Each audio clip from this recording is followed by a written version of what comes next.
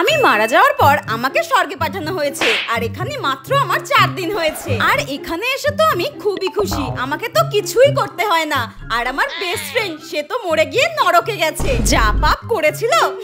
আর স্বর্গে তো সারাক্ষণ খাও দাও ঘোরো ফেরো আর সুন্দর করে সেজে গুজে সময় হলে দেবতাদের সামনে নৃত্য পরিবেশন করো। আমি দেখতে এতটাই সুন্দর ছিলাম যে আমি স্বর্গে আসতে না আসতেই আমাকে অপ্সরা ঘোষণা করা হয়েছে। একদিন আমি স্বর্গে ঘোরাঘুরি করছিলাম আর হঠাৎই আমার মনটা খুব খারাপ লাগছিল যে আমি মারা গিয়েছি মাত্র 4 দিন হলো। আমার বোনটা নিশ্চয়ই আমার জন্য খুব কান্নাকাটি করছে। একবার দেখি উপর থেকে ও কি করছে। চিকেন রোলটা কি দারুণ।